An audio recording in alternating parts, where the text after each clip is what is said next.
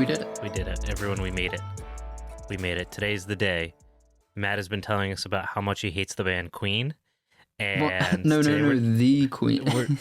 Okay. The Queen. Yeah. I was going to say, for your position, that might be pretty problematic to be anti-Queen.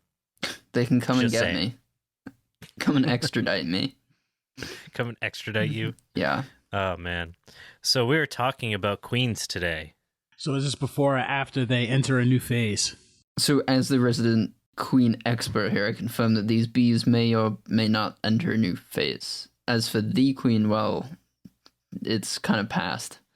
Maybe I'm too American, I guess, because I don't really care about queens at all. So is that what we're talking about today?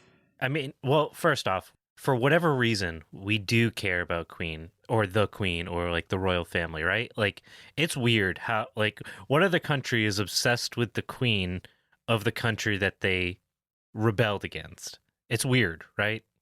Colonialism will do that. Your brain on colonialism. Is that Stockholm Syndrome? I don't know.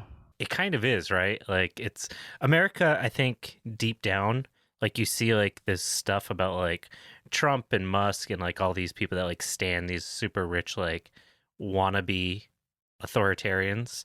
And it's got, like, big, we want a monarchy energy, right? They'll never admit it, but they just really love to see that. And I think America really just wants to have a queen. Yeah, on some level.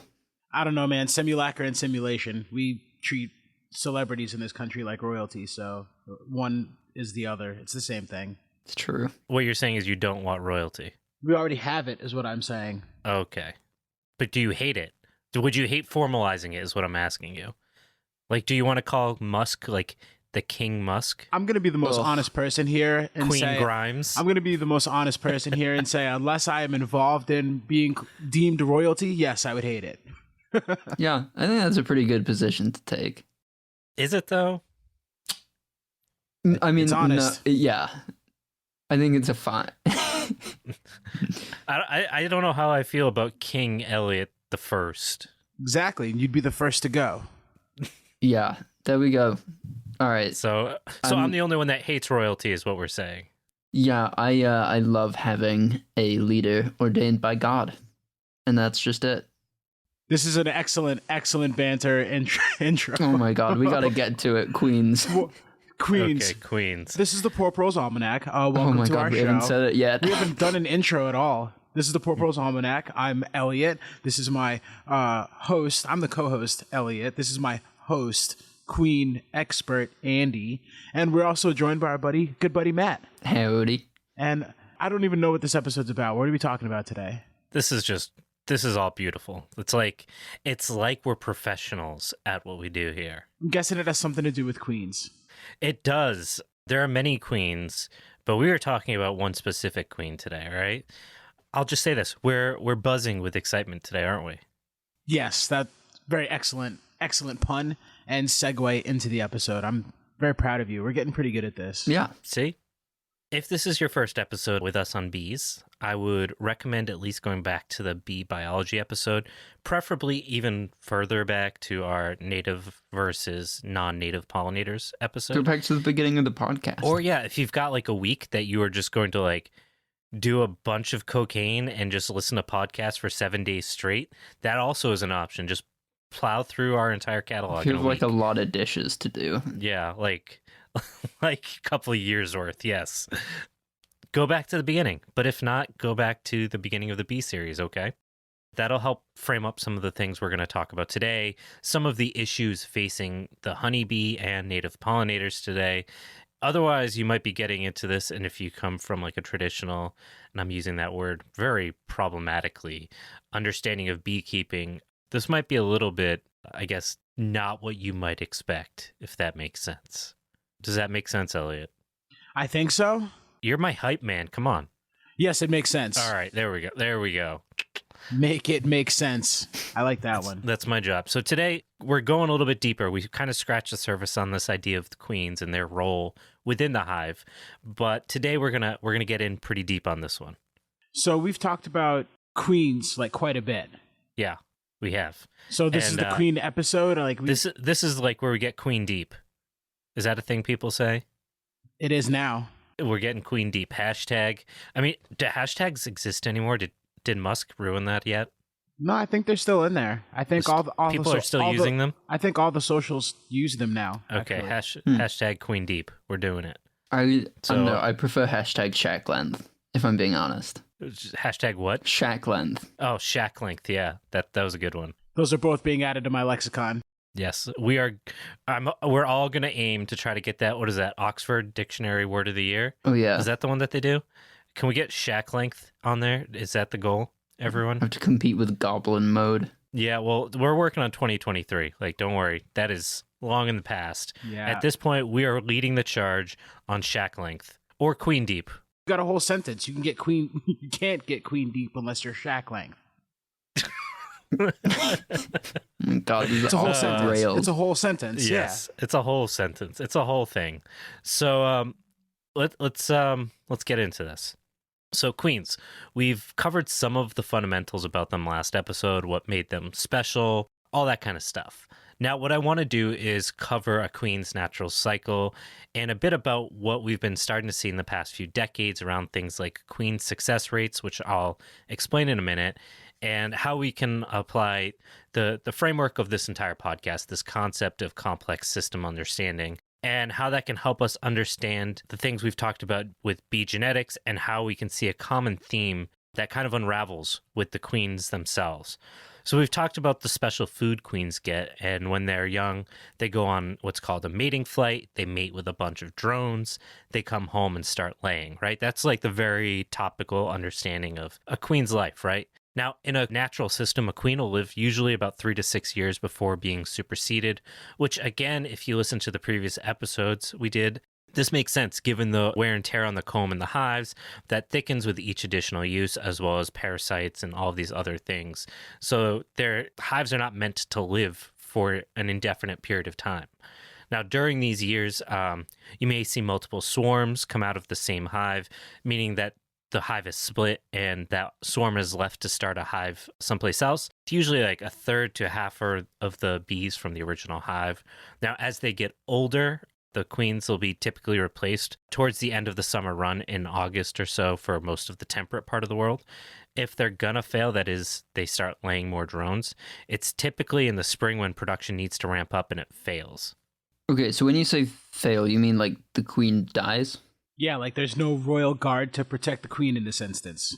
Not necessarily. So when we talk about a queen failing, it means she's no longer laying the correct type of workers. So they're not, well, workers in general, not type of workers. There's only one type of worker. They're laying too many drones and the hive can't do the things it needs to do because drones just kind of hang out. Okay, now I have another question. You have the queen bee and you have guard bees. Did the guard bees have the same like big fuzzy hats that the royal guards do? I mean, I guess, except it's, I guess for a bee, then it's like double fuzzitration. Like it's got the fuzzy top and the fuzzy bottom, right? Andy, I think it's like a double-sided. Come on. Yeah, I think the preferred term is bear. Yeah, the Berenstein Bears has like a whole new meaning. I don't follow. Good. So we were talking about queens failing, and we went on and what does that mean? It means that the queen is laying drones instead of worker bees. So the ratio of drones to worker bees is thrown off. The drones aren't doing anything except eating and wanting to have sex. And the worker bees are the ones that do everything. So if there's not enough worker bees, the hive falls apart. And before you get to that point, the worker bees will recognize that there's not enough worker bees to do all the work that needs to get done. And in many cases, they'll force the queen out, basically. So the queen goes missing? Not missing, per se. Today, I know this is going to be a shock, but basically none of the things that I was just saying that a queen should do is happening. Queens today rarely survive more than 2 years and are failing throughout the year. They're also being superseded throughout the year. And in some cases, they're just going completely missing. Like vanished, like John Benet Ramsey? Oof. That hurts. So that's a rough one. Was that too dark? Too soon? I thought it had been long enough. I'll try again next year. We'll save the joke, see how we feel in a year, and, maybe we'll redo this episode and just drop it again, see what people say. It's where my brain went. I was trying to come up with a pun real quick. It was a good pun. It was a great pun. I will give you that. However, whether or not you are canceled when this episode comes out, that's an entirely different story. So, well, it's not inaccurate. There's a lot of debate on what exactly happened. And to be honest, a lot of people are in denial. I mean, absolutely. How anyone could think it wasn't her parents, or at least her dad, is kind of crazy. But I mean, I was talking I digress. About the change in the queen bees. I mean, probably that too. But the parents are probably also to blame. Parents are... They know who did it. Yeah, I mean, if I've learned anything from Gen Z, it's usually the parents are the reason for everything bad. So, sorry, Matt. That's very punk rock of you. Yes. It is punk rock. As the token Zoomer, I will apologize in advance for shitting on an entire generation. Anyways, right now, the mainstream arguments are that the reason that we're having these queen issues is because of aggressive bees, bad weather, and queens getting lost, which outside of the weather thing, nothing has really changed. So if they can't use chemicals to fix it, it's not fixable, right? Like, we've learned that. You sound like my 4th grade teacher. Yeah, and even the weather thing, would that mean at least some years are normal, whatever that means? Exactly, and there aren't any years that are normal in terms of like the queens, or at least like as they used to be, right? So queens are born to kind of frame up the life of a queen a little bit more deeply and to, I guess, start to see where this divergence is happening. You know, queens are born in a supersedure cell, which are basically these ridiculously oversized cells, usually at the bottom of the comb, and many beekeepers recognize them because that might mean the hive is planning to swarm. Hives practice making these cells too, which can make things even more confusing for like a new beekeeper. But for our sake, we'll just focus on the ones that house queen larvae. Wait, so you're telling me they get like a little practice round? Yeah, it's like a scrimmage. That's adorable. Yeah, let's go with that. What's happening more and more frequently is that these supersedure cells are being built earlier and earlier with larvae, sometimes even before the queen has started laying eggs for the new hive. And there are a number of instances of even having like 3 queens in the same hive at once. It doesn't really make sense because the hive is weak in the spring and swarming early just doesn't make any sense. Sometimes they'll even have 2 separate supersedure cells in the same season trying to swarm. So is there typically a sign that the queen is failing before this happens? Well, yeah. So we talked about how if the wrong larva is laid in a cell, the worker bees will fix it. But if it keeps happening, it occasionally does get missed. So if you start seeing drones and worker cells, which are generally in the middle of the comb, that's sometimes a sign that something's not right. During the summer, the brood production should be really strong. But if you're not seeing much new brood, that's also a sign of the queen being weak. This is usually correlated with an irregular brood pattern, which makes sense given that they're either dropping the wrong eggs and they're getting cleaned out, or they're not dropping at all. And that looks exactly what it sounds like. It'll look like a whole bunch of random black spots throughout your comb where there should have been eggs, there might have been eggs, and they were cleaned out. Like usually they'll lay all in the same area at once, so they would all be hatching at once. It won't be like just random ones everywhere hatching, right? And that's what we call like an irregular brood pattern. Generally speaking, queens that are doing that don't last much longer. Okay, so it doesn't sound like a good thing for the hive then. Yeah, and it's not. So the hive is pretty good at replacing those queens. But the thing is, those queens aren't necessarily the problem. The only queen that's really the problem is in another phase. And speaking of another phase, it's time for us to hear some words from our good friends at Norm's Nuts. Hey there, it's me, Crazy Norm, down at Normal Norm's Nut Emporium on John Brown Drive. We're going nuts for nuts in Nutty November. We've got big nuts, small nuts, chestnuts, ground nuts, nut butter, buttery nuts, nut milk, milky nuts, nut cream, creamy nuts, and for the late night crowd, chocolate-covered CBD deep-fried nuts. Want to join the Nutstravaganza? Nut up and join the Nut Posse. Join other members and get your sack of nuts pounded for free whenever you come in and make the creamiest nut milk you've ever had in your own kitchen. Crazy Norm's Nut Emporium, 420 John Brown Drive, or online at portprols.com. All I'm saying, 3 tons of tannerite. Problem solved. Oh, we're back. And that was totally related to bees. Yeah, you'd be sending them to meet Jesus Christ. I'll just take this opportunity to say hello to the jury. I hope our case is going well. Yes, it's only going to go well. It depends on if we've got our own word in the Oxford English Dictionary. And I'm just going to keep making up the name of that dictionary as we go because I'm not sure if that's what I said before. But we're gonna roll with it. Oxford? Moxford? Oh, the Moxford Dictionary. Webster's. That's what we need to make is the Moxford Dictionary, where it's just like slightly off versions of everything that is pop culture. Think about it. I mean, it sounds like Justin Roiland would be heading that, but we'll go with that. I don't know who that is. The creator of Rick and Morty. I thought you were... You know what? Never mind. Thought you were cool, Andy. God. We all know the answer to that question. Come on. I might have played too cool for school in high school, but I was never actually the cool kid. It's fine. I've accepted my place. No cool kids are sitting there talking about bees on a Sunday night. Woo, living it up. Yeah. We all know that, but... Yeah, so let's speak... I'm the cool one. Yeah, you are the... I'm cool. Yeah, you are the coolest one in the group. That's why we have you, Elliot. King Elliot. Fucking token. Token black guy, token cool kid. It's easy. I make it look easy. Yeah, okay. Let's talk about these queens, these disappearing and failing queens. They're not failing in the traditional way that we've covered, but they're basically going from being strong and healthy queens, at least in theory, to disappearing, basically, in a pretty short window. Okay, so everybody laughed at my off-color joke, but it's actually making more and more sense. I mean, you might be onto something there. We're going to make you the BI, get it? Like PI? Oh, man. That's bad.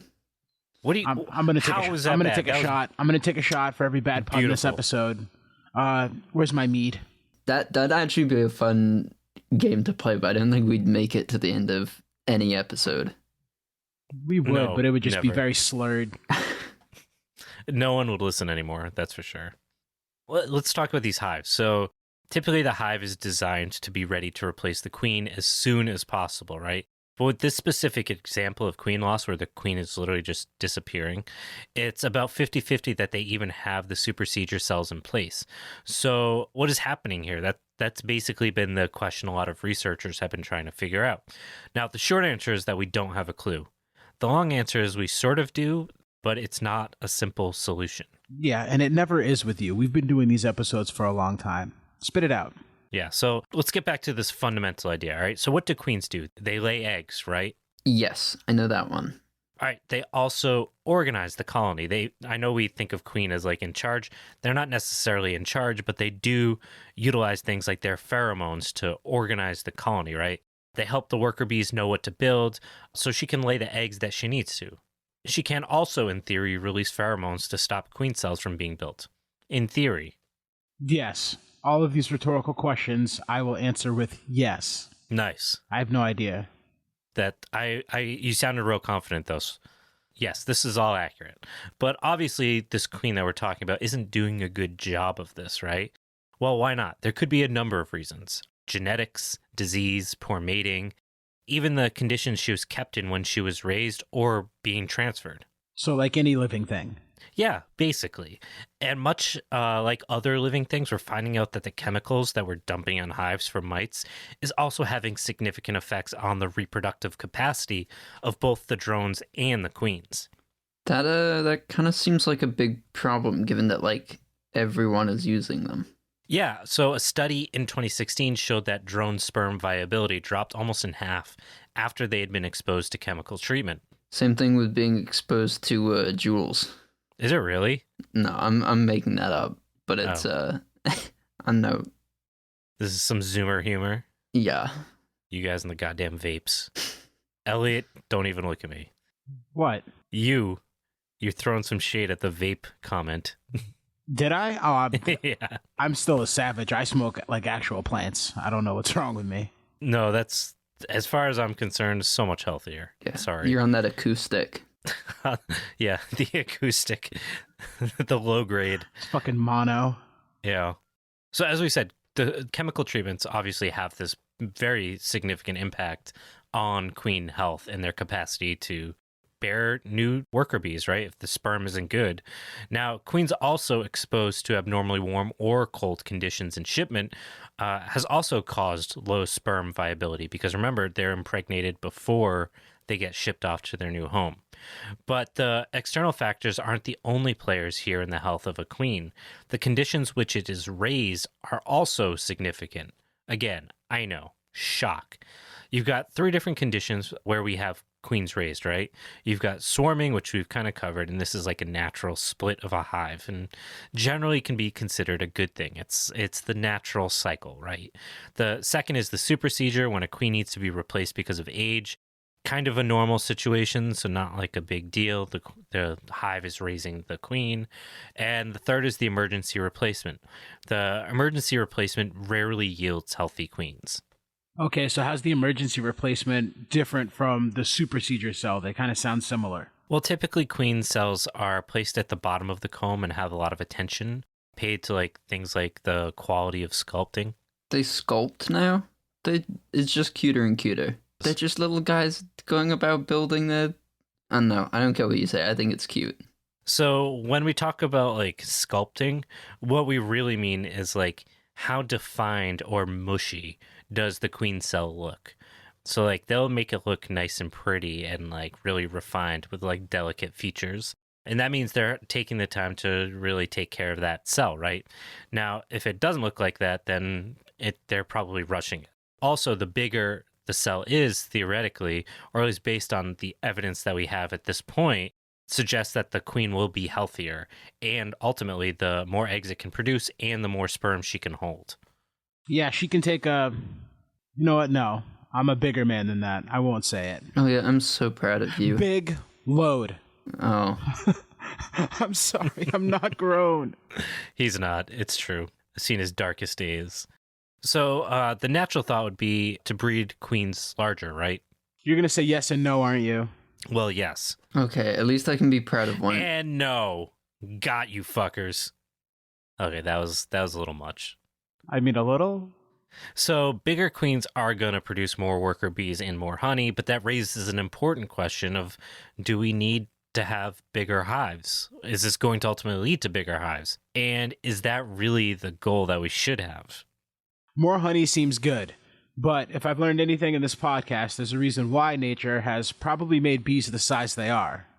Yeah, I mean, if we're trying to, like, make beekeeping more sustainable, or at least more sustainable than it is now, sure, we need, like, healthy bees, but we probably don't need to be harvesting as much nectar per hive, right? Yeah, exactly. Like, we definitely want to get healthy queens. We don't necessarily, in my opinion, want bigger queens. And this is kind of where a lot of the research today is going. The problem is it's much more complicated than that. In 1985, Dr. Alfred Dietz showed that honeybee colonies were more likely to accept bigger queens, meaning that by trying to choose for smaller queens for smaller hives, you might not have any luck at all. So queens are basically like cars? Do you want to explain what you mean by that? Yeah, let me give it a shot. Okay, so you buy, say, a car. It's a Camry. And every year they sell a new model of Camry that's 3 inches longer and can fit a little bit more in the trunk or whatever. And because you want more car, that's what they're selling you, is more car. And after a decade, the Camry is now a foot longer than, the one that is older. So, like, replace Camry with bees. I think that makes sense. Queens are Camrys. I mean, they don't have to be a Camry. It can be a Super Impreza, I don't know. Isn't the correct answer here the Queen Victoria? What car would be a Queen Victoria? The Crown Victoria? Never heard of her. You know what? Commercial time. I hope it's about the cop car that sent a chill through your veins in the 1990s. Hey there, it's Andy from the Poor Proles Almanac, and we're not the Poor Proles Almanac. You're right. We are Tomorrow Today. And I'm Nash Flynn from Death and Friends. Tomorrow Today is our chance to talk to folks about cutting-edge research that helps us understand what tomorrow looks like, but today. We've got exciting guests. And we'll speculate wildly about what the future looks like. Will the ocean currents slow down in your lifetime, leaving temperate climates decimated? Will we go to Mars? Will we drown in climate-induced ocean floods filled with microplastics? Will new research rewrite the history our children read? Will the sun... Is this going to be another doomer question? No. Tomorrow Today, wherever you get your podcasts, and also on Instagram. Okay, we're back, and we're really talking about bees. We just can't stop. Can't stop, won't stop. And I think the point I was trying to make earlier about queen breeding, I'm not really sure there's a clear answer here, is where I was going with that. Fortunately, we do know that researchers like Torben, who we interviewed a few weeks back, are working with wild populations, and eventually I imagine that they will start to look into how these wild genetics cause the queen to change and what they can show us about how to make those steps that we want to make. Okay, so if we can't control the size of the queen, what are like some of the factors that we can control or like influence? Yeah, so when we're talking about bees and control, it's kind of a loose term, but we do have some interesting evidence about queen health in relation to other inputs. So, for example, when worker bees are younger, they tend to raise healthier, that is, bigger queens. And younger drones provide higher sperm counts for queens to keep the hives healthier longer. Don't they only live for like 6 weeks? Yeah, it's a pretty short window. By like 12 days old, drones are sexually mature, and by like 20 days old, their sperm count and quality already starts to drop. Okay, so to fix that problem, are you going to start wrangling like older drone bees out of the sky? How would that work? Yeah, and that's a really fair point because that would be impossible. I mean, I don't care how good you are with the rope, you're not doing that. What I can say, though, is that when we talk about like where the mating sites are, there are like a lot of drones. Like hundreds of drones. And generally speaking, only the youngest and healthiest succeed in mating. Have you guys seen those videos where it's like the beekeeper killing hornets with a pair of chopsticks? Yes. Yeah, that guy's a badass. Yeah, maybe we can select drones like that. Yeah, hire that guy to do breeding. Yeah. Just that guy. So if we can't control the drones individually, so if this chopstick thing isn't going to work out, is there a time when drones are like better quality? So the research doesn't really seem to be conclusive at this point, but, and there's a big but, midsummer queens seem to not only carry the highest amount of sperm, but also seem to be the biggest as well. Now, personally, I would guess that that's because they're eating a healthier diet. Like all the food that they're getting is coming from the spring rush of, good nutrients, and that might be it. Okay, so we're just going to make the wild guess that diet might impact health. Wait, you serious?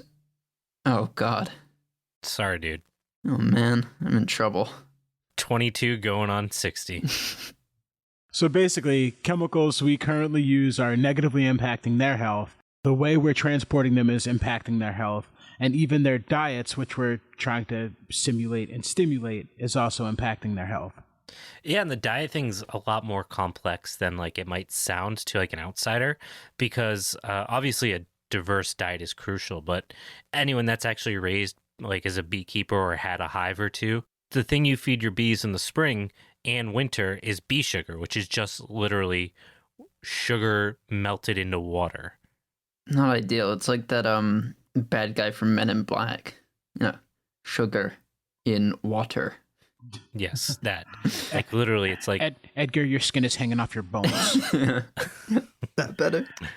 So they're treating these things like hummingbirds, though, because I know that works for. Or it's not that you're not supposed to do that with hummingbirds, but water isn't good for anything. Yeah, like in limited quantities is one thing. Like I think if you have and I'm going to probably get canceled by some bird people for this, but I don't think putting out sugar water for hummingbirds is a big deal because of the fact that they're probably also getting food from other places. Whereas honeybees, when you're feeding them, it's because there's no other food. And this plays into all of the other things we're talking about, because we've talked about that we're transporting them in either really cold or really warm temperatures, right? We're raising them someplace that is totally dislocated from where they're going to live. Most people in the north generally get their bees from places like Georgia. Georgia's a huge hotbed for where a lot of the honeybee production is, and then they're shipped out to the rest of the country. There's a couple other places. Minnesota's fairly popular, but Georgia is probably by far on the East Coast, the state where most honeybees come from. So if you order them online, they're coming from a handful of apiaries, going on big trucks, coming up the coast in a big truck, going from probably 75, 80, 90 degrees up to 50 degrees, up here in New England, 45 degrees, going into a hive where nothing has started blooming, and you feed them sugar water so the hive doesn't die because there's nothing for them to eat, but they're not a hive yet. They don't have any reserves. So you've basically, all the things that we said can make bees unhealthy, we are doing them all at the same time. So that is why, like, if we were just doing the sugar water, I don't think it'd be as big of a deal. But when you pair it with everything else, it's just too much, it's complicated, right? There's too much going on. So in terms of the food piece, we know there are benefits to having healthier food. Basically, all of the hives should be younger and healthier if there's good food available. Now, having a younger queen is also really good for the hive too. Younger queens tend to lay longer going into the fall. So, for example, 1-year-old queens will complete their fall egg laying on average about 10 days later than 2-year-old queens, and up to 20 days later than 3-year-old queens. Okay, so that timing helps them prepare for the winter. Exactly. So they're basically trying to prepare the hive for the next spring as late as possible. So the point is, there's a lot of pieces that go into, what we think of as a healthy queen. And the fact is, it comes down to genetics, which are drones, which we haven't gotten to talk about, which we will talk about because I don't think they get enough respect. No respect at all. No respect for the drones. We just talk about them as these lounging piece of shits that want to have sex and take up space, which is mostly true, but also there are some very important things in why they get to do those things. The food, which is obviously a huge problem, like feed your bees honey because that is what they need, and obviously try to get your queens from someplace local, right? Local queens are best. I've said it once, I'll say it again. I swear I've seen that ad somewhere. Hot local queens in your area. Yeah, that is the ad that would get viruses downloaded on my parents' computer in high school. You would click on that too. Not local queens, come on. Like, I am meant to be a king, so obviously I'm looking for my queen. It was a totally different queen than I expected, just for the record. Hey, at least you found one, bud. You could still be swarming or whatever. Yeah, we could be swarming the sex congregation in the sky. Hot mess. Is that heaven or that's something else? No, that's where all the drones are waiting for their queen. It's the orgy that no one's ever expected and no one ever will. I just think about all the time I look at a hive in the summertime and I have no idea what I'm looking at. I'm just going to assume it's bee orgy. Borgies. God damn it. Can we end this episode, please? Moxford. Moxford, we're coming for you with those shack lengths. Oh, God. Getting queen deep. Getting queen deep. Queen deep. Queen deep. All right. Good Lord. Good gravy.